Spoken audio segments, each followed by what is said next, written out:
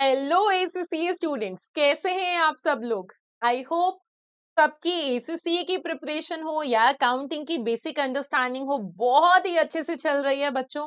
Accounts को हमें अपने बाय हार्ट से याद रखना है, समझना है, उससे दोस्ती करके रखनी है, क्योंकि अगर हमारी अकाउंट से दोस्ती है तो समझ लीजिए हमारी सभी कॉमर्स रिलेटेड सब्जेक्ट से दोस्ती है।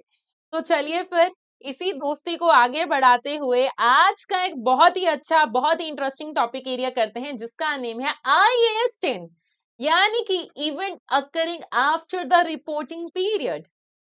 एक इतना अच्छा स्टैंडर्ड जो कि आपके हमारे F3 के पेपर से लेके F7 तक आते आते और SBR में भी टेस्ट होता है, और ये एक ऐसा टॉपिक एरिया जो कि बहुत ही इजी है।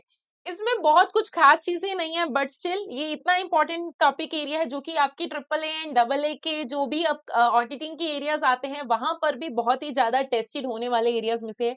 तो इसीलिए इसको तो मिस आउट बिल्कुल भी नहीं करना है। तो चलिए फिर समझते हैं event occurring after the reporting period क्या होते हैं, इस पर्टिकुलर टॉपिक एरिया में हम क्या क्या कवर करेंगे। देखिए आज हम समझेंगे कि आईएएस 10 में क्या चीजें कवर होती हैं। हमें आईएएस 10 की टाइमलाइन को समझना है, हमें समझना है कि एडजस्टिंग इवेंट्स क्या होते हैं, नॉन एडजस्टिंग इवेंट क्या होते हैं, हमें उनका अकाउंटिंग ट्रीटमेंट देखना है, हमें जो है देखना है कि डिस्क्लोजर की रिक्वायरमेंट्स क्या होती हैं, गोइंग कंसर्न के प्रिंसिपल्स को समझना है, एंड देन मूविंग फॉरवर्ड हम जो है समझेंगे कि आईएएस 10 का आईएएस 37 से कैसे लिंकेज जो है हो सकता है। तो चलिए फिर पहले बढ़ते हैं आईएएस 10 के ऊपर। आईएएस 10 मुझे क्या कहता है, आईएएस 10 डील करता है event occurring between the reporting date. Reporting date कौन सी होती है, हमारी बैलेंस शीट डेट। तो ये हमारी बैलेंस शीट डेट और मेरी जब कभी भी फाइनेंशियल स्टेटमेंट ऑथराइज होती हैं उसके टाइम पीरियड के बीच के इवेंट्स को हम क्या कहते हैं, आईएएस 10 के इवेंट्स कहते हैं। मतलब ये क्या है मैम, देखिए ये है मेरी लाइक टाइमलाइन। ठीक है, यहाँ पर हुआ मेरा साल खत्म, ईयर एंड। अब ये ईयर एंड हो गया, सपोज करो इट्स 31 दिसंबर, तो आज मैं 31 दिसंबर को पार्टी छोड़ के बैलेंस शीट तो बनाने से रही। तो फिर हम क्या करेंगे इस केस में, देखिए ईयर एंड हो गया बट फाइनेंशियल स्टेटमेंट उसी दिन नहीं बनती है। हमारी फाइनेंशियल स्टेटमेंट सपोज करो इसी दिन ऑथराइज हुई, फाइनेंशियल स्टेटमेंट ऑथराइज हुई इस दिन। तो बेसिकली इस टाइम पीरियड के जो ये इवेंट्स होते हैं ये हमारे आ जाते हैं आईएएस 10 के एरिया के अंदर। अब बात ये आती है कि मैम इनका ट्रीटमेंट क्या होगा, मैम ये तो ईयर एंड के बाद हुए हैं तो फिर अभी हमें उससे क्या लेना देना। जी लेना देना है, हमारा लेना देना इसके ऊपर ऐसे डिपेंड करेगा, हम चेक करेंगे कि क्या ये हमारे एडजस्टिंग इवेंट है और क्या ये हमारी नॉन एडजस्टिंग इवेंट है। तो नाम से तो आपको बहुत कुछ समझ में आ चुका होगा कि अगर हम बात करें adjusting event and non adjusting event की, मतलब कि हम इनके अंदर होने वाली एडजस्टमेंट्स के बारे में बात करें, मतलब कि क्या इसमें एडजस्टमेंट होनी चाहिए या फिर इसमें एडजस्टमेंट नहीं होनी चाहिए। तो अब यही कुछ हम इस पर्टिकुलर स्टैंडर्ड में पढ़ेंगे कि एडजस्टमेंट होगी या नहीं होगी, और एडजस्टमेंट अगर होगी तो कब और कैसे होगी, क्या फैक्टर्स कंसीडर करके एडजस्टमेंट्स को हम जो है देखते हैं। तो आईएएस 10 क्या कहता है, देखिए फाइनेंशियल स्टेटमेंट का ईयर एंड जैसे इस केस में 31 दिसंबर 2025 को हुआ, और कोई भी इवेंट हो गया, मे बी 10th जनवरी, मे बी 15 जनवरी, मे बी मार्च में हो गया, एंड मेरी फाइनेंशियल स्टेटमेंट जो है ऑथराइज हो रही है इस केस में 15 मार्च। ठीक, अब इस जनवरी से लेके मार्च तक के टाइम पीरियड वाले इवेंट्स को हम बात करते हैं आईएएस 15 लाइक आईएएस 10 के अंदर, यानी कि मेरे event occurring after the reporting period में इसको जो है मैं कवर करूंगी। इस टाइम ड्यूरेशन के इवेंट्स को जो है मैं इसी स्टैंडर्ड में कवर करती हूँ। तो अब यानी कि जैसे मैं अब तक बहुत बार आप लोगों को बोला है कि dates are very important for account, so yes dates are important here. तो यहाँ पर मेरे लिए मैटर करेगी रिपोर्टिंग डेट, यानी कि जो कि मेरी बैलेंस शीट की डेट होगी वो हमारे लिए मैटर करेगी। जैसे कि 31 दिसंबर यहाँ पर हमारे लिए बहुत इंपॉर्टेंट है, क्योंकि मुझे पता है इस टाइम पीरियड के बाद से लेके जब तक मेरी फाइनेंशियल स्टेटमेंट ऑथराइज होंगी उस टाइम पीरियड की हम बात करें इस पर्टिकुलर स्टैंडर्ड में। ऑथराइजेशन डेट के ऊपर अगर मैं चलूं तो क्या है, दैट मीन्स ऑथराइजेशन का डेट वो डेट होता है जिस दिन डायरेक्टर्स बैठते हैं एंड वो उस दिन बैठ के फाइनेंशियल स्टेटमेंट को अप्रूवल देते हैं। क्या करते हैं, फाइनेंशियल स्टेटमेंट को अप्रूवल करते हैं, मतलब कि अब यही है हमारी इस साल की फाइनेंशियल स्टेटमेंट, नो चेंजेस। तो यस, जैसे कि 15 मार्च इस केस में, मतलब अब इस टाइम पीरियड के बीच में होने वाला, यानी कि 31 दिसंबर से लेके 2025 से लेके 15 मार्च 2026, इस टाइम पीरियड के बीच में अगर कोई भी इवेंट जो हो रहा है और अगर वो सिग्निफिकेंट है, ठीक है, सिग्निफिकेंट मीन्स खास, कोई खास इवेंट उस टाइम पीरियड के बीच में अगर आ रहा है तो मुझे क्या करना है, उसको कंसीडर करके चलना है। नाउ पेपर के पॉइंट ऑफ व्यू में हमारे पास एक बहुत ही अच्छा क्वेश्चन आता है, वो क्वेश्चन क्या है, अब क्वेश्चन आपको बोलता है कि क्या उस इवेंट के बारे में आपको पहले से पता था कि ऐसा कुछ हो सकता है या नहीं पता था। यस, इसी के ही तो बेस पे बात आएगी कि ये एडजस्टिंग इवेंट होगा या नॉन एडजस्टिंग इवेंट होगा। तो अब मैम ये कैसे पता चलता है, देखिए अगर कंडीशन एग्जिस्ट कर रही होगी, ठीक है, कंडीशन अगर यस, तो ये क्या हो जाएगा, हमारा एडजस्टिंग इवेंट हो जाएगा, और अगर नहीं होगी तो वो क्या होगा, मेरा नॉन एडजस्टिंग इवेंट। क्या होगा हमारा, नॉन एडजस्टिंग। तो अब एडजस्टमेंट करनी है या नहीं करनी डिपेंड करेगा कि यस, कि उसके बारे में कंडीशन एग्जिस्ट करती थी कब, रिपोर्टिंग डेट, यानी कि हमारी बैलेंस शीट की डेट पे। अगर बैलेंस शीट की डेट में उसके बारे में कंडीशन एग्जिस्ट करती थी तो उसके बारे में एडजस्टमेंट होगा, अगर नहीं तो नहीं होगा। तो दो तरह के इवेंट हो गए, एडजस्टिंग इवेंट जिनको हम एडजस्ट करेंगे फाइनेंशियल स्टेटमेंट में, नॉन एडजस्टिंग जिसको मैं एडजस्ट नहीं करूंगी।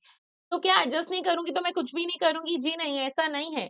अगर मैं इसको एडजस्ट नहीं कर रही तो मैं इसके लिए क्या कर रही हूँ, डिस्क्लोजर कर रही हूँ। डिस्क्लोजर कब कर रही हूँ, अगर मुझे लगता है कि ये इवेंट मटेरियल है तो फिर उसके लिए मैं क्या करूंगी, एडजस्टमेंट नहीं कर रही हूँ बट डिस्क्लोजर करके चल रही हूँ कि ऐसा कुछ हो सकता है। अब एडजस्टिंग इवेंट्स के ऊपर मैं आती हूँ। देखिए एडजस्टिंग इवेंट होते क्या हैं, मींस कुछ ऐसे इवेंट जिनके बारे में एडिशनल एविडेंस या फिर मतलब की कंडीशन की, अच्छा ऐसा कुछ हो सकता है, मतलब कि मुझे पहले से ही पता था बैलेंस शीट टिकट में कि अगर ये है तो ये तो हो ही सकता है। जैसे सपोज करो कि मैंने आपके पैसे देने हैं, ईयर एंड पे मैंने आपके पैसे देने हैं, तो अब हो सकता है कि ईयर एंड के बाद मैं मुकर जाऊं, क्योंकि पैसे तो मैंने देने हैं, अब मेरी मर्जी मैं दूं या नहीं दूं। ऐसा भी तो मैं आपको बोल सकती हूँ मेरी मर्जी मैं नहीं देती। तो यस, कि अब अगर ईयर एंड के बाद मैं आपकी डेटर्स थी और बाद में मैं बैड डेट में कन्वर्ट हो गई तो आप क्या करोगे, अरे पता ही था, हो सकता है ना दे तो यस, इसके बारे में ऑलरेडी कंडीशन एग्जिस्ट थी कि कल को हो सकता है पैसे जो है ना आए। तो यस, इन वाले केसेस में हम क्या करते हैं, फाइनेंशियल स्टेटमेंट में एडजस्टमेंट करते हैं। क्यों, क्योंकि कंडीशन जो एग्जिस्ट करती थी इवेंट से पहले ही पता चल सकता था। ठीक है, तो अब हम एडजस्टमेंट क्यों करते हैं मैम, क्योंकि ईयर एंड तो हो गया, फिर भी क्यों करना है, क्योंकि हमें पहले से पता था ऐसा कुछ हो सकता है, और अगर हम ये एडजस्टमेंट नहीं करेंगे तो मेरी फाइनेंशियल स्टेटमेंट जो है अच्छी पिक्चराइजेशन, ट्रू पिक्चराइजेशन जो है नहीं दिखाएंगे, एंड हमारे पास कंडीशन तो ऑलरेडी दिख रही थी। तो जैसे कि कस्टमर की मैंने अभी आपको एग्जांपल दिया, तो कस्टमर ने 50,000 देने थे, सपोज करो मेरे कस्टमर ने मुझे देने थे, एंड बाद में कस्टमर जो है बैंकरप्ट हो गया, मेरी बैलेंस शीट बाद में लाइक अप्रूव होनी है, तो यस, फाइनेंशियल डिफिकल्टी ऑलरेडी थी, हमें पता है, तो यस बैंकरप्सी हो गई बाद में, जिसके कारण कंफर्मेशन हो गया। अब हुआ क्या, कंडीशन ऑलरेडी एग्जिस्ट कर रही थी, डिफिकल्टी में थी, मैंने तुमसे पैसे बोरो किए थे, अब मैं तुम्हें पैसे नहीं दे पा रही हूँ, तो वो तो कंडीशन बाद में पूरी हो गई। तो यस, इसलिए इसको क्या करूंगी, एडजस्टिंग इवेंट मानूंगी, एंड अब जो है फिर अब मैं एज अ तुम्हारा डेटर थी तो मेरे को तो तुम्हें बुक से निकालना पड़ेगा, क्योंकि अब तो मेरी तरफ से तुम्हें पैसे नहीं आने वाले हैं।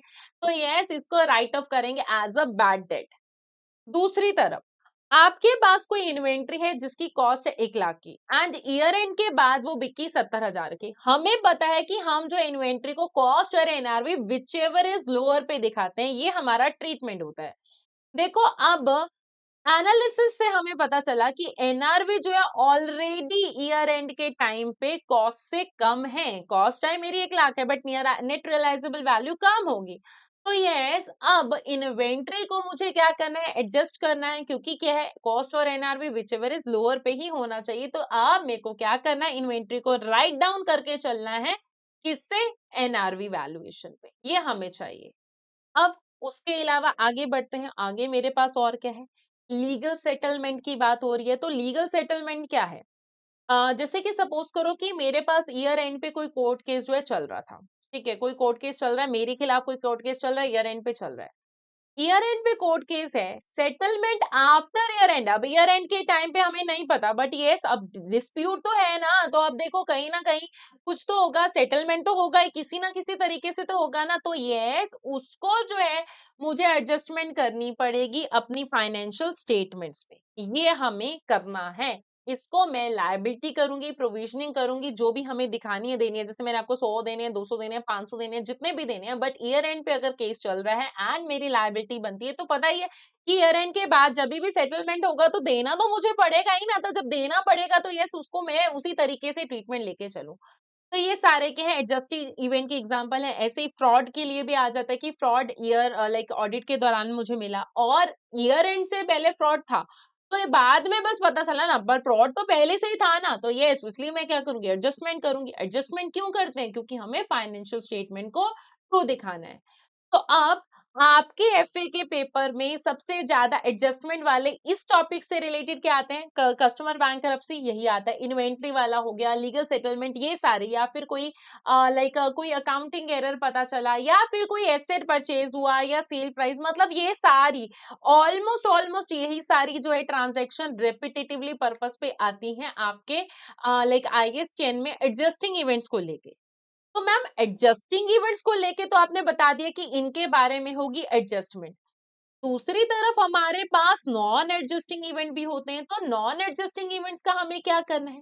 देखिए, जिसका नाम ही नॉन एडजस्टिंग है, उससे हमें इतनी बात तो समझ में आ रही है कि नॉन एडजस्टिंग इवेंट की एडजस्टमेंट तो नहीं होगी।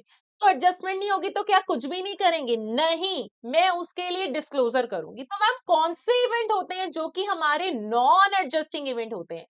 देखो, नॉन एडजस्टिंग इवेंट वो होते हैं जिनके बारे में मेरे पास ईयर एंड पे यानी कि बैलेंस शीट डेट पे कंडीशन एग्जिस्ट नहीं कर रही होती है। ठीक है, आफ्टर द ईयर एंड में इनमें कंडीशन आती है। तो इसीलिए अगर कंडीशन ही नहीं है तो मैं क्या करूंगी, इनको एडजस्ट नहीं करूंगी। क्यों नहीं करना? बिकॉज ईयर एंड की फिगर जो है करेक्ट थी, बाद में कुछ ऐसा हुआ है। तो जब ईयर एंड के बाद ही हुआ है तो वो जिस साल में, उस साल में उसका जो भी ट्रीटमेंट होता रहेगा, हम पिछले साल की जो ईयर एंड जस्ट अभी एंडेड हुआ है उसमें उसका ट्रीटमेंट नहीं करेंगे। हम किसके बारे में बात करें? ईयर जस्ट एंडेड, क्या उसी ईयर में उसके बारे में एडजस्टमेंट करनी है या नहीं, डिपेंड करेगा वो एडजस्टिंग इवेंट है या वो नॉन एडजस्टिंग इवेंट है। एडजस्टिंग इवेंट होगा तो मैं उसके लिए क्या करूंगी, एडजस्टमेंट करूंगी, एज जैसे कि नाम बताता है। एंड अगर नॉन एडजस्टिंग इवेंट है तो मैं एडजस्टमेंट नहीं करूंगी, नाम ही बताता है। तो नॉन एडजस्टिंग इवेंट है मतलब कि उसके बारे में बैलेंस शीट डेट पे ऐसी कोई कंडीशन नहीं एग्जिस्ट करती थी जिससे कि मुझे डाउट हो कि ऐसा कुछ हो सकता है। तो अगर मतलब ऐसा नहीं है तो फाइनेंशियल स्टेटमेंट ठीक है तो एडजस्टमेंट नहीं करेंगे, जोन सा साल खत्म हुआ है। बट अगर हमें ऐसा लगता है कि वो इवेंट इतने ही ज्यादा सिग्निफिकेंट थे कि सबको उसके बारे में पता होना चाहिए, मटेरियल थे, तो यस, फिर मैं उसमें क्या करूंगी, डिस्क्लोजर करूंगी। ठीक है, यही हमारा सिनेरियो जो है कहता है, यही स्टैंडर्ड कहता है, इससे ज्यादा तो इसमें कुछ है भी नहीं। जैसे सपोज करो ईयर एंड के बाद फायर होगी, फैक्ट्री जो है 10 जनवरी को जो है बर्न होगी और 31 दिसंबर को जो है लाइक मेरा ईयर एंड होना है। किसको क्या पता कि ईयर एंड में क्या हो जाए? तो यस, फैक्ट्री तो थी बट डैमेज जो है बाद में हुआ, तो ये मेरे लिए नॉन एडजस्टिंग इवेंट है। बट अगर आपको ऐसा लगता है कि उस फैक्ट्री में बहुत ही ज्यादा नुकसान हो गया, मटेरियल नुकसान हो गया, तो आपको फिर क्या करना चाहिए, सिर्फ और सिर्फ उसका डिस्क्लोजर लेके चलोगे। यही हमें कंसीडर करके चलना है। अब ऐसे ही अगर मैं आगे बढ़ूंगी, आगे बढ़ते बढ़ते मेरे पास क्या आता है, अर्थक्वेक का सिनेरियो आ जाता है। अर्थक्वेक के सिनेरियो में मेरे पास जो है क्या आता है, लाइक जैसे कि सपोज करो कि अर्थक्वेक आएगा, और अर्थक्वेक कब आना है किसी को नहीं पता ना, हम भगवान थोड़ी ना है। तो यस, अगर अर्थक्वेक आया तो अर्थक्वेक होने से होगा क्या, डिस्ट्रॉय हो जाएगा हमारे एसेट्स, हमारी जो भी सारी चीजें हैं। अब इसको मैं क्या करूंगी, के लिए मुझे क्या करना है, देखो कोई भी ऐसा डैमेज हो सकता है जो कि मेरे पास रिपोर्टिंग डेट पे नहीं एग्जिस्ट करता, ठीक है, हो गया ऐसा कुछ हो गया जो कि मेरे पास लाइक लाइक रिपोर्टिंग डेट पे कोई भी डैमेज है वो नहीं एग्जिस्ट किया। तो अब मुझे पता है कि अर्थक्वेक आएगा, क्या पता है मुझे? नहीं, मुझे नहीं पता। तो अब मैं इसको एडजस्टमेंट तो नहीं कर सकती, तो अगर मैं एडजस्टमेंट नहीं कर सकती तो मैं क्या करूंगी, मैं इसके लिए जो है सिर्फ और सिर्फ डिस्क्लोजर करूंगी। डिस्क्लोजर कब करूंगी, if I feel that that event is material, ठीक है, अगर मुझे लगता है वो इवेंट मटेरियल है तो मैं सिर्फ और सिर्फ डिस्क्लोजर करके चलूंगी, यही मेरा ये स्टैंडर्ड जो है कहता है।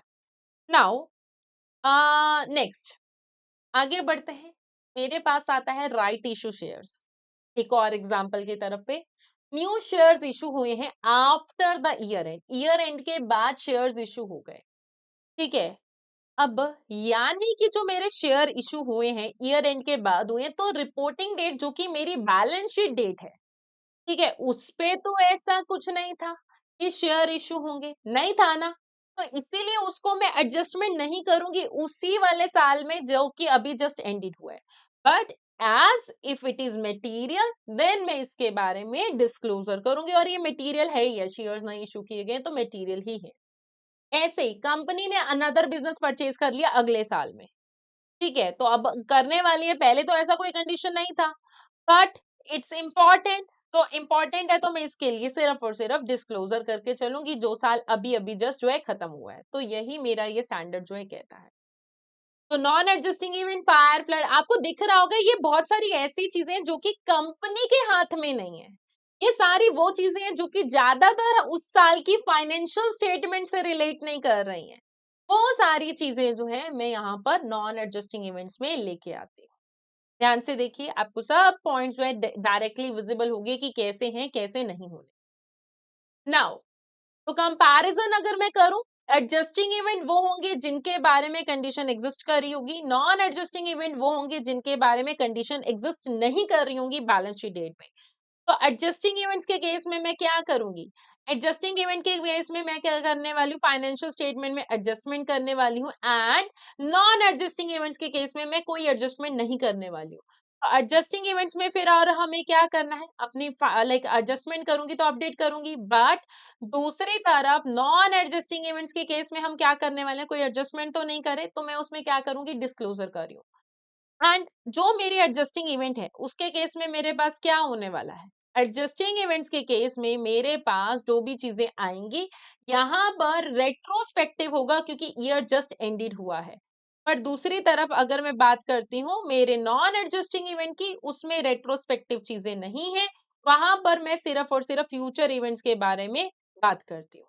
तो ये हमें कंसीडर करके चलना है, ठीक है, तो यहाँ पर ये सारी चीजें हम कंसीडर करके चलते हैं। I hope you all are clear with this. आगे बढ़ते हैं। तो यस, आपके पेपर में कैसे आता है, जैसे सपोज करो कि कोई customer after the year and bankrupt हुआ है, आपको अपने आप से क्वेश्चन करना है कि क्या फाइनेंशियल डिफिकल्टी एग्जिस्ट कर रही थी ईयर एंड पे, अगर हाँ तो ये क्या है, हमारे लिए एडजस्टिंग इवेंट है, ठीक है। अगर कोई वेयर हाउस डिस्ट्रॉय हुआ था बाद में तो क्या फायर एग्जिस्ट हो रही थी रिपोर्टिंग डेट में, नहीं, बाद में हुई है, तो इसलिए ये नॉन एडजस्टिंग इवेंट है, तो इसको ऐसे पता करते हैं, ठीक है। तो हमें खुद से ही ढूंढना है, ढूंढने के बहुत ही इजी वेज होते हैं, बस अगर हमें वे करने का तरीका जो है पता हो तो। अब बात आती है कि मुझे अकाउंटिंग ट्रीटमेंट क्या करना है मैम इन चीजों का, ठीक है, इन चीजों का अकाउंटिंग ट्रीटमेंट कैसे किया जाए, अब उसी के ऊपर ही बात कर लेते हैं। तो इनके ट्रीटमेंट में मेरे पास कुछ चीजें आती हैं, मुझे क्या देखना है कि रिपोर्टिंग डेट पे, यानी कि मेरी बैलेंस शीट डेट पे कंडीशन एग्जिस्ट कर रही थी या नहीं कर रही थी, कंडीशन एग्जिस्ट कर रही थी, तो मैं क्या करूंगी, एडजस्ट करूंगी मेरी फाइनेंशियल स्टेटमेंट्स की फिगर को, ठीक है, मेरे को ये चेक करना है।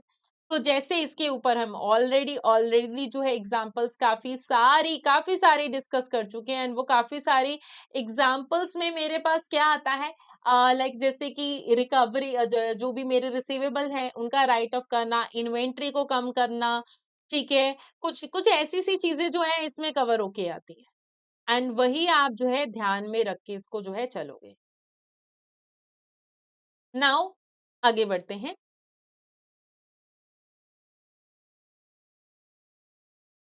सो एडजस्टिंग इवेंट्स के बारे में तो मैंने आपको बता दिया। अब बात मैं ये करूंगी, अगर कोई इवेंट जो है हमारा नॉन एडजस्टिंग इवेंट है, तो मैम अगर कोई इवेंट हमारा नॉन एडजस्टिंग इवेंट है तो उसके लिए क्या किया जाए? तो मुझे उसमें भी एक बार चेक करना है कि क्या कंडीशन एग्जिस्ट हो रही थी आफ्टर द रिपोर्टिंग पीरियड या नहीं।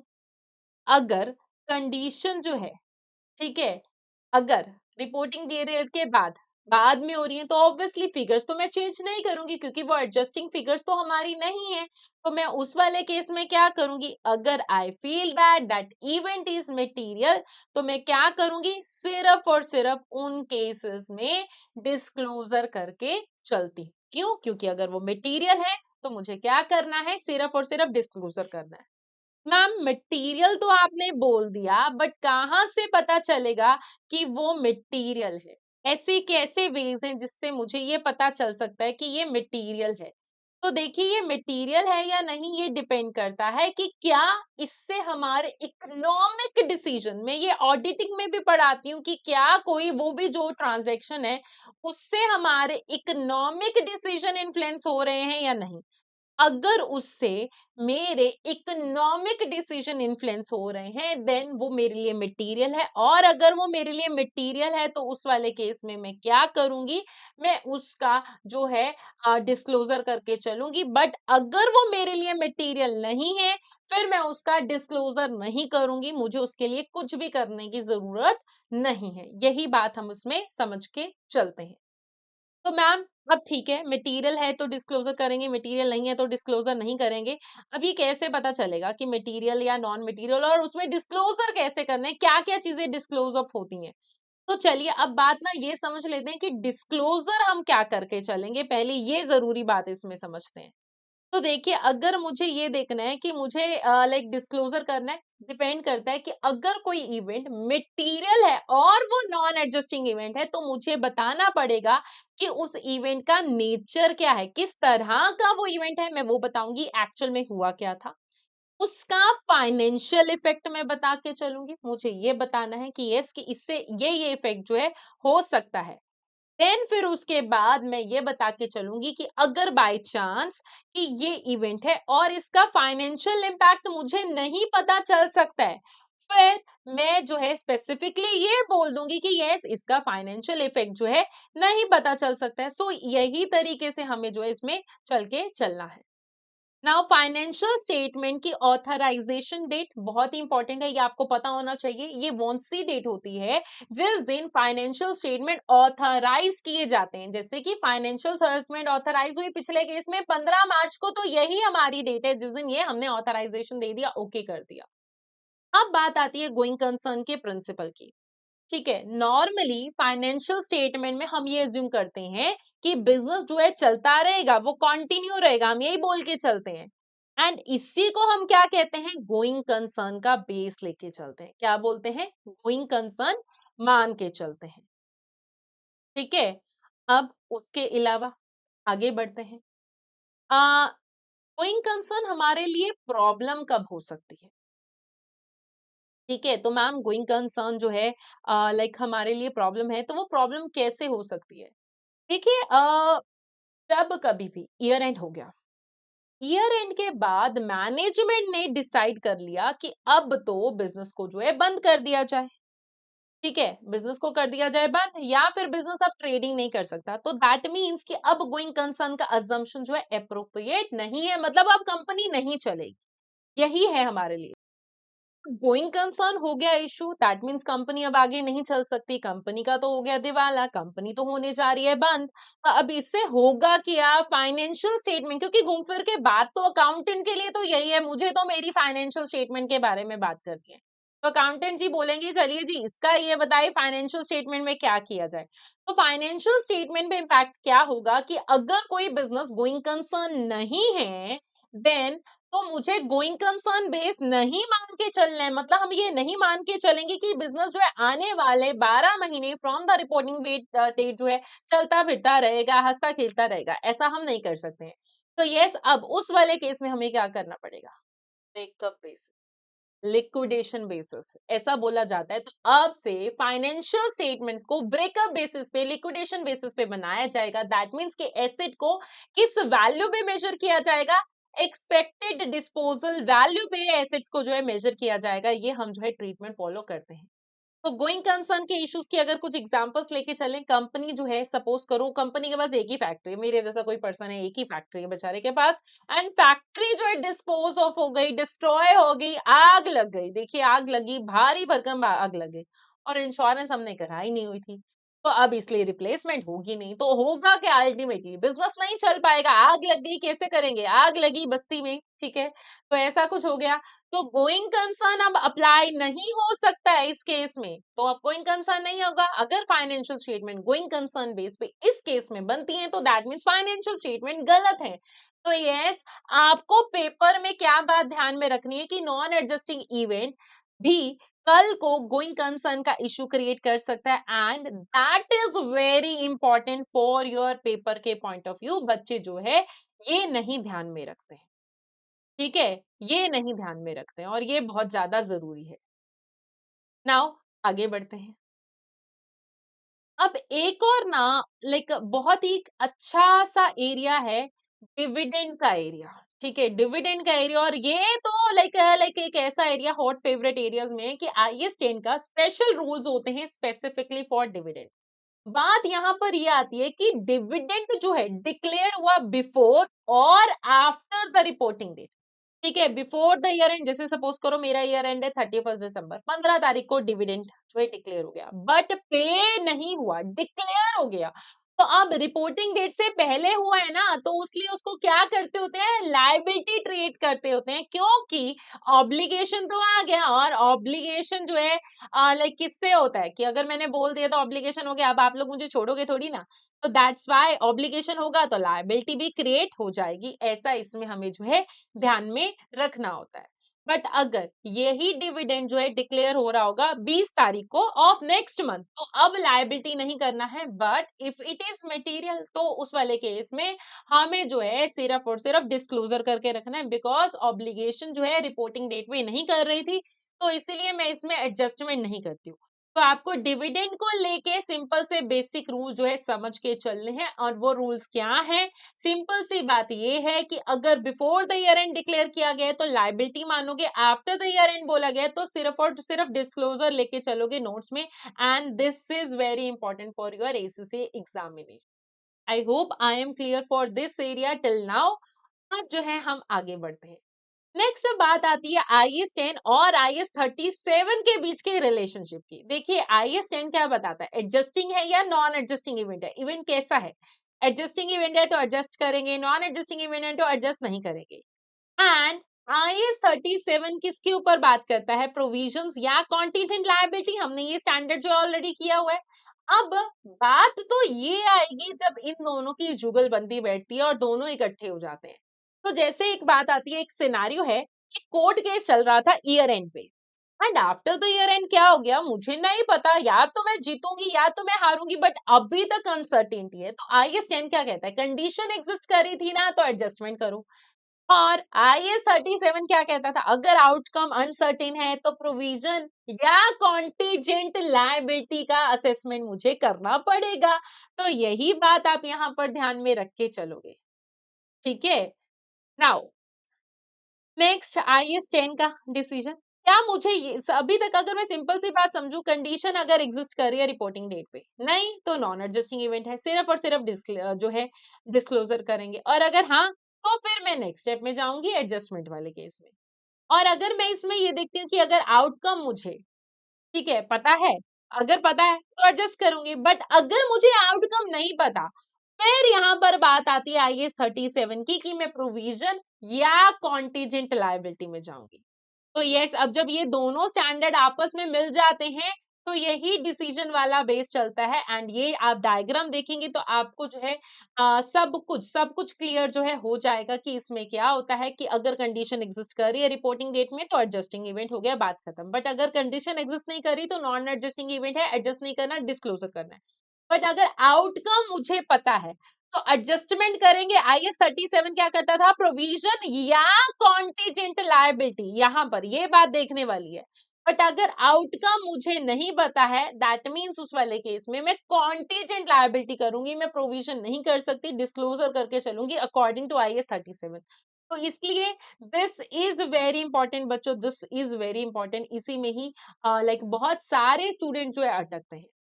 Now considering the paper, paper में जब कभी भी आएगा आपको इवेंट को देखना है, आपको ये देखना है कि कंडीशन जो है एग्जिस्ट जो है करती है या नहीं करती है। नाउ फिर उसके बाद आपको ये देखना है कि ये एडजस्टिंग इवेंट होगा या नॉन एडजस्टिंग इवेंट होगा। एंड देन फिर हम क्या करेंगे, करेक्ट ट्रीटमेंट जो है इसमें अप्लाई करके चलेंगे।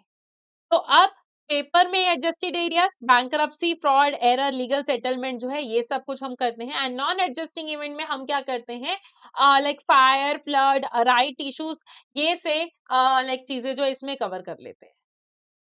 नाउ चैप्टर के ऊपर आते हैं, चैप्टर समरी के ऊपर आते हैं कि आईएस 10 क्या कवर करता है, adjusting and non adjusting event के ऊपर। सो कंडीशन एग्जिस्ट करती है या नहीं, यही मुझे ध्यान में रखना है। एग्जिस्ट करती है तो एडजस्ट करोगे, नहीं एग्जिस्ट करती तो एडजस्ट नहीं करोगे, डिस्क्लोजर करोगे। डिविडेंड के ऊपर हमने बात कर लिया कि आफ्टर द रिपोर्टिंग डेट है, लायबिलिटी नहीं जो है कंसीडर किया जाएगा। एंड गोइंग कंसर्न, अगर बिजनेस गोइंग कंसर्न नहीं है तो मैं ब्रेकअप बेसिस पे चलती हूँ। तो आईएस 10 क्लासिफिकेशन के ऊपर है एंड आईएस 37 जब आती है रिकॉग्नाइजेशन की बात पे आ जाता है। तो इसी के साथ हमने जो है ये पर्टिकुलर चैप्टर जो है ओवर कर दिया है। बस आपको ये गोल्डन रूल समझ के चलना है कि कंडीशन एग्जिस्ट कर रही थी या नहीं कर रही थी, एंड उसी के बेस पे हम जो है ट्रीटमेंट के ऊपर बात करते हैं। तो देखिए बहुत ही सिंप्लीफाइड सा जो है स्टैंड।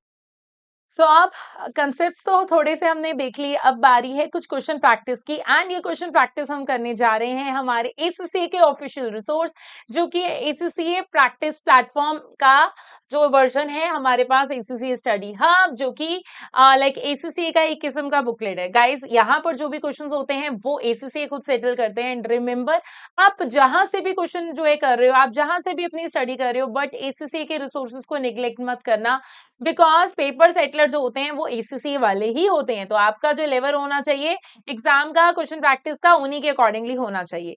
तो देखिए क्वेश्चंस में से अगर मैं जाऊं, लाइक मैंने चैप्टर नंबर 12 का अभी जो है क्विज ओपन किया हुआ है। तो the statement below have been made in relation to IAS 10 event after the reporting period. Only event after the end of the reporting period that are material are covered by IAS 10. Event after the reporting period and event occurring after the reporting date required a fundamental change in the accounting basis if they are so significant that result in an organization not being able to continue as a going concern। तो आपको बताना है कि इनमें से कौन सी statement जो है वो ट्रू है एंड कौन सी स्टेटमेंट जो है ट्रू नहीं है, तो उसके बेसिस पे आपको जो है सिलेक्ट करना है। तो अभी जो है सिलेक्शन के बेस पे मैं कर रही हूँ C select. So yes, which one of the following descriptions define the time period during the which event occurring after the reporting date might arise। ठीक है, तो अब आपको मुझे बताना है कि कौन से जो है लाइक इसमें आते हैं, define the time period during the which event occurring after the reporting period might arise। Event that occur between the reporting date and the date of AGM, and event that occur between the reporting date and the date between the financial statement are authorized। Event occurring during the 3 months from the reporting date and 6 months from the reporting date। क्या वहां पर months होते थे? जी नहीं, बिल्कुल भी नहीं होते थे। So that's why मेरे पास यहाँ पर क्या है, between the financial statement are authorized for issues। फिर अब इनमें से कौन से मटेरियल इवेंट हैं जो कि after the end of the reporting period होते हैं एंड वो एडजस्टिंग होते हैं। ठीक है, कौन से मटेरियल इवेंट होते हैं जो कि रिपोर्टिंग पीरियड के बाद होंगे और एडजस्टिंग होंगे, जल्दी से देखिए। Sales of inventory less than cost, मुझे ये बताना है। Payment received from the customer whose date has been written off, तो बेसिकली मुझे बताना है कि कौन सी पेमेंट जो है मैं कस्टमर से रिसीव करती हूँ और उनके डेट जो है रिटर्न ऑफ हो चुके हैं। And sale of subsidiary company and flood in the warehouse destroying the inventory. तो देखिए सब्सिडरी कंपनी और फ्लड, ये जो थे हमारे नॉन एडजस्टिंग इवेंट में डायरेक्टली एग्जांपल्स थी, ठीक है। तो अभी इन्वेंट्री है वो लेस देन कॉस्ट में जा रही है, एग्जांपल्स में भी हमने कंसेप्ट में देखा, और इन्वेंट्री उस दिन पे पड़ी है और पेमेंट रिसीव की है किसी कस्टमर से जिसका डेट जो है रिटर्न ऑफ हो गया है ये। तो ऑप्शन इज हमारे पास ए। नाउ अब उसके बाद लाइक हमारे पास आगे चलना है। 15 मार्च को authorize for issue its financial statement for the year ended this, ठीक है। ऑथराइज हमने कर दिया 15 मार्च को। 10 मार्च को सारी फैक्ट्री के सेवरी आइटम जो है, इक्विपमेंट जो है डैमेज हो गए थे अर्थक्वेक से, ठीक है। अब अर्थक्वेक हो गया, बाद में हुआ है ना, ठीक है, ईयर एंड के बाद हुआ है। डैमेज जो है एस्टिमेट है कितने का, कॉस्ट कितने की है, 7 लाख की, and out of which 4.5 lakh जो है हमें ऐसा लगता है कि इंश्योरेंस पॉलिसी से आ जाएगा। तो ये मटेरियल इवेंट को कैसे हमने अपनी फाइनेंशियल स्टेटमेंट में इंक्लूड करना है। एज अ प्रोविजनिंग 7 लाख की प्रोविजनिंग करेंगे, as a provision of 2.5 lakh, इन्होंने दोनों का गैप लिया है, as a contingent liability of 7 lakh and contingent asset of 2.5 lakh and disclosure notes in the event. एक बात याद रखना, डेट्स का ध्यान में रखना होता है, एंड जो लाइक एडजस्टिंग इवेंट होते हैं वो बाद में भी होगा तो एडजस्टमेंट होती है, बट अगर नॉन एडजस्टिंग इवेंट होते हैं तो बाद में हम सिर्फ और सिर्फ डिस्क्लोजर करते हैं अकॉर्डिंग टू द कंसेप्ट। अब ये अर्थक्वेक है, होने वाला है, ये हमें कहीं से सपना तो नहीं आ रहा था, आने वाला है। तो यस, यहाँ पर हम क्या करेंगे, डिस्क्लोजर नोट जो है देके चलेंगे। नाउ अब उसके बाद which of the following events between the reporting date and the date of financial statement are authorized for issues must be adjusted in the financial statement. तो इनमें से कौन से जो इवेंट है वो मेरे को एडजस्ट करके चलने हैं अपनी फाइनेंशियल स्टेटमेंट में, ठीक है। तो अभी ये देखिए, declaration of ordinary share dividend, ठीक है, मार्केट वैल्यू ऑफ इन्वेस्टमेंट गिरी है, discovery of fraud revealing to inventory, ठीक है, had been stolen and announcement of major restructuring. तो इनमें से कौन से इवेंट है जो कि रिपोर्टिंग डेट और मेरे financial statement for like issue उनके बीच में मेरे को जो है एडजस्ट करके चलना है। तो इनमें से तो यहाँ पर आप सिंपल सी बात समझिए कि फ्रॉड जो है लाइक ऑलरेडी एग्जिस्ट कर रहा था, ये बस बाद में पता चला है। So that's why the answer is C. अब इसको आप देख के चलेंगे and all the answers are correct. कोई भी ऐसा स्टूडेंट है जिसको नहीं पता है आंसर, सारे देख लीजिए एक बार कि ये इसकी अगर लाइक रिपोर्टिंग पीरियड के रिगार्डिंग लिए दोनों ही स्टेटमेंट ठीक थी हमारी इस वाले केस में। एंड लाइक अगर मुझे बताना है कि time period during the which reporting period might arise, obviously financial statement तक के टाइम पीरियड का होता है। एंड ये वाला मैंने आपको पहले भी बताया था कि इन्वेंट्री मेरे पास ऑलरेडी एग्जिस्ट कर रही थी एंड पेमेंट जो है लाइक कस्टमर से, बेसिकली कस्टमर तो मेरे पास डेट ऑलरेडी जो है पड़ा था, ठीक है। यहाँ पर डिस्क्लोजर है and this is the case of like inventory जो है ऑलरेडी हमारे पास था। अब मैं आगे बढ़ना चाहूंगी एंड आगे बढ़ के जो है मैं प्रैक्टिस क्वेश्चंस में चलती हूँ इसी चैप्टर के। हमने अभी तक प्रैक्टिस क्वेश्चंस नहीं किए हैं, तो मैं इस चैप्टर के प्रैक्टिस क्वेश्चन जो है आपके सामने जो है ओपन करूंगी and we will be starting the question practice of this specific chapter. Which one of the following descriptions define the time period during the which event occurring after the reporting period might arise? ठीक है, तो ये question आपको देखा देखा सा लग रहा होगा।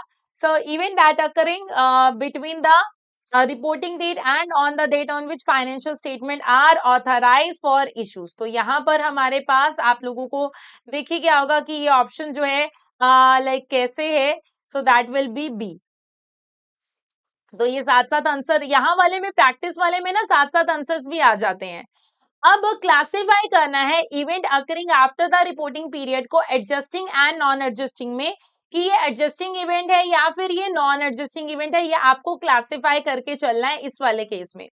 तो यस, लाइक कस्टमर एक्स, ठीक है, customer X who owed 300 at the year end have been declared bankrupt. तो ये कोई कस्टमर रहा जिसके पास से मैंने 300 रुपए $300 लेने थे, अब वो बैंकरप्ट हो गया। तो कस्टमर है, एडजस्टिंग एग्जिस्ट करता था। Now, a fire 6 weeks after the end of the year had destroyed all the inventory. Inventory consists of perishable goods with the shelf life of 10 days. अब ये क्या है, नॉन एडजस्टिंग इवेंट है। तो yes, इसको मैंने कंफर्म किया, both are correct. देख सकते हैं इसका अगर आपको एक्सप्लेनेशन भी पढ़ना है, देखिए इन्वेंट्री जो है मेरे पास लाइक ऑलरेडी एग्जिस्ट कर रही थी और फायर जो लगी है बाद में, फायर जैसी चीजों के बारे में हमें नहीं पता होता ना कि क्या लाइक होने वाला है, तो इनके लिए हम कुछ गेस वर्क जो है नहीं कर सकते हैं, तो इसीलिए इसको नॉन एडजस्टिंग इवेंट में जो है हमने किया है। Now next, which one of the following event will be classified as non adjusting event? तो इनमें से कौन सा इवेंट को आप जो है क्लासिफाई करोगे as a non adjusting event? तो goods brought before the year end and sold for less than cost after the year end, ठीक है। अब a material amount of outstanding in trade receivable is written off just after the year end. A situation arising after the year end give rise the lawyer estimated that the company will need to pay material amount of the damages and the fraud affecting the financial statements. तो अब आपके पास ना ये सारी चीजें आप ध्यान से देखिए कि सिचुएशन जो है ईयर एंड के बाद आ रही है जिसके कारण लॉयर्स बाद में एस्टिमेट कर पा रहे हैं. सो ये बाद में हुआ है, so that's why this will be the answer.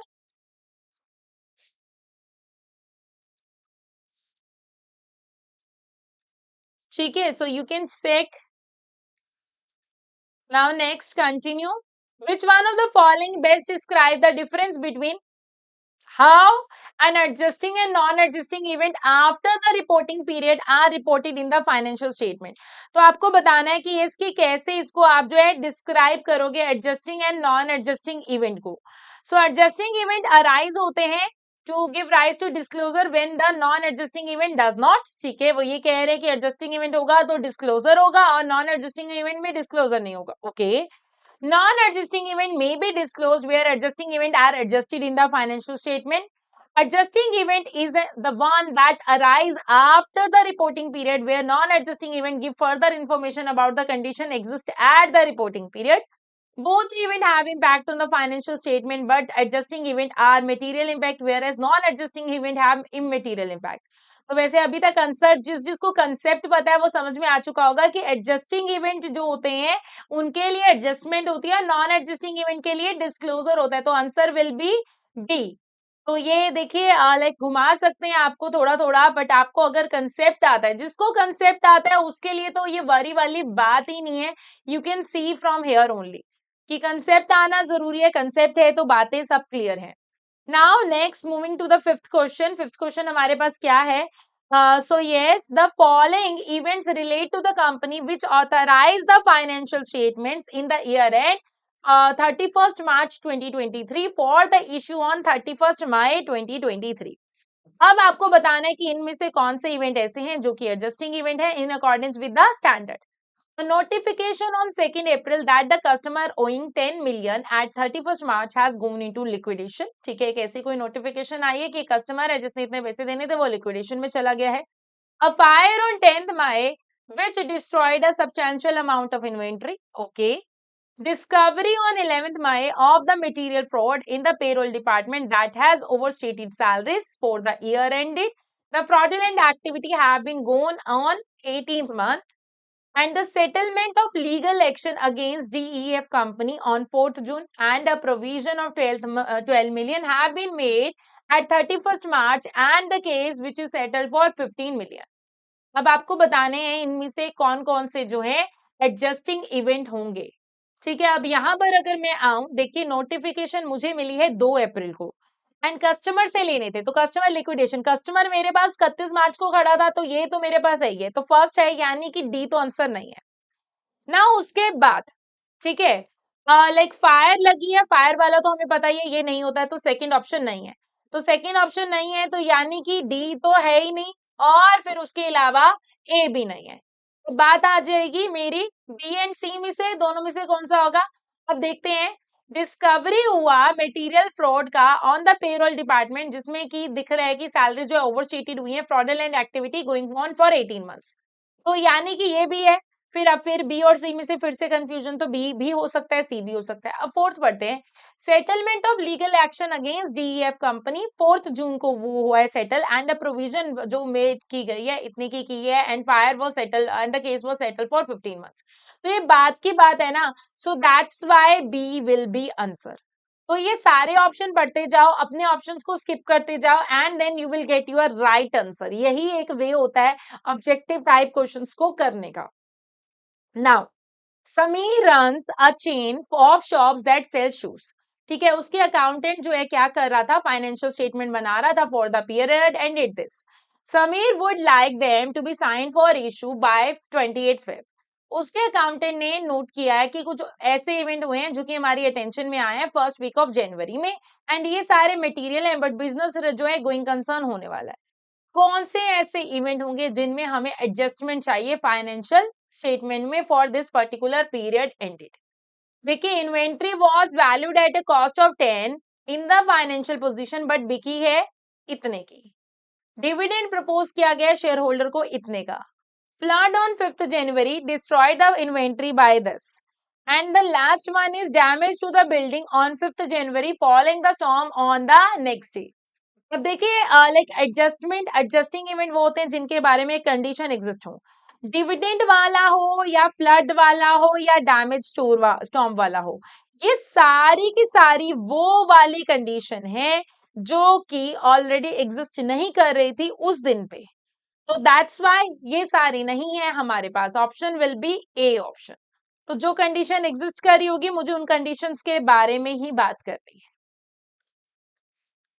Now coming to the last one, बहुत लाइक इजी से आप लोगों के साथ ये क्वेश्चन हो रहे हैं, तो लास्ट क्वेश्चन पे चलते हैं। सो यस, अब आगे बढ़ते हुए, Sunil operates a factory that sells bike. He is preparing the financial statement for the year ended this and expecting them to be signed on 1st September. Following events are considered to be material but does not affect the going concern status of the business. अब आपको बताना है कि ये scheme में से कौन सा स्टेटमेंट हुआ है एंड कौन सा फॉल्स है। डिविडेंड डिक्लेयर 3 जुलाई बाद में हुआ है, after the event is an event requiring adjustment, बिल्कुल भी नहीं, बाद में हुआ है तो डिविडेंड बाद वाला हम नहीं कंसीडर करते हैं। Dividend declare on 3 July would require disclosure, हाँ उसके लिए हम क्या करते होते हैं, डिस्क्लोजर जरूर करते होते हैं। तो इससे आपको एक बात तो समझ में आ गई होगी कि दोनों ऑपोजिट हैं, दोनों में से एक ही सही होगा, बट लाइक जब कभी भी पेपर में कंफ्यूज हो, वैसे तो राइट आंसर आपको पता होना चाहिए, अदरवाइज ये सिस्टम कैसे चल रहा है ये आपको पता होना चाहिए। सो विद दिस हमने इस पर्टिकुलर चैप्टर के प्रैक्टिस वाले क्वेश्चन भी कर लिए, हमने क्विज भी कर लिए, यानी कि इस चैप्टर के हर तरह के क्वेश्चन जो कि एसीसी से अवेलेबल है, वो सारे के सारे क्वेश्चन जो है हमने अपनी तरफ से कर लिए हैं। सो बेसिकली जब कभी भी इस क्वेश्चन को, इस चैप्टर को करने, तो आपको अपने माइंड में क्या रखना है कि क्या कंडीशन एग्जिस्ट कर रही थी रिपोर्टिंग डेट पे, अगर हाँ तो वो एडजस्टिंग है, एंड मतलब मुझे ये ध्यान में रखना है कि इसकी फाइनल आउटकम जो है मुझे फाइनेंशियल स्टेटमेंट के अप्रूवल डेट पे पता है या नहीं। एंड अगर वो नॉन एडजस्टिंग इवेंट है तो फिर उसमें मैं ये देखूंगी कि उसमें लाइक मतलब अगर वो कंडीशन एग्जिस्ट नहीं कर रही तो नहीं, फिर वो नॉन एडजस्टिंग इवेंट है। फिर नॉन एडजस्टिंग इवेंट में हमने ये देखना है कि क्या गोइंग कंसर्न का बेस सही जा रहा है, अगर हाँ तो वो डिस्क्लोज करोगे मटेरियल है, अगर नहीं तो फाइनेंशियल स्टेटमेंट को ब्रेकअप बेसिस पे बनाना होता है हमें। एडजस्टिंग इवेंट में हम एडजस्टमेंट करते हैं, एज अ प्रोविजन उसमें दिखाते हैं, एंड उनमें लाइक उनको कॉन्टीजेंट लायबिलिटी हमें नहीं दिखाना होता, ये बात हमें पता होनी चाहिए। सो यस, लाइक कुछ ऐसे इवेंट जिनके बारे में फर्दर एविडेंस हमारे पास होंगे रिपोर्टिंग डेट पे, उनको एडजस्टिंग कहते हैं। कुछ अनयूजुअल सब्सिक्वेंट इवेंट है, उनमें हम क्या करते होते हैं, डिस्क्लोजर करते होते हैं, अगर वो मटेरियल हो तो, यानी कि ये नॉन एडजस्टिंग इवेंट के बारे में हम बात कर रहे हैं। अब जो भी डिस्क्लोजर है मटेरियल नॉन एडजस्टिंग इवेंट के बारे में, वो डिपेंड करता है कि यस कि वो उनका नेचर क्या है एंड क्या उसका पॉसिबल फाइनेंशियल स्टेटमेंट पे इफेक्ट क्या है। एंड यस, जो भी मेरी फाइनेंशियल स्टेटमेंट है उनको मुझे डिस्क्लोज करना होगा on the date when the financial statement were authorize for issue. Financial statement को अगर गोइंग कंसर्न बेस पे नहीं बनाया गया है, अगर after the reporting period, then वो लाइक तो फिर ऑब्वियसली जो बेस है वो इनएप्रोप्रिएट है, क्योंकि लाइक गोइंग कंसर्न बेस पे नहीं बना है आफ्टर द रिपोर्टिंग पीरियड, मतलब कहीं ना कहीं गड़बड़ है। और ये बहुत इंपॉर्टेंट पॉइंट है हमारे पास, dividend declare after the reporting date are not liability, तो ये बाद वाला कोई है वो मेरे लिए लायबिलिटी नहीं होता है। तो ये कुछ बेसिक से पॉइंट्स हैं जो कि आप सबको पता होने चाहिए आपके चैप्टर एरिया के लिए। और इसी के साथ गाइस हमारा ये वाला टॉपिक एरिया होता है ओवर, एंड ऐसे ही बहुत सारे टॉपिक्स के साथ हम जो है मिलते रहेंगे। Thank you.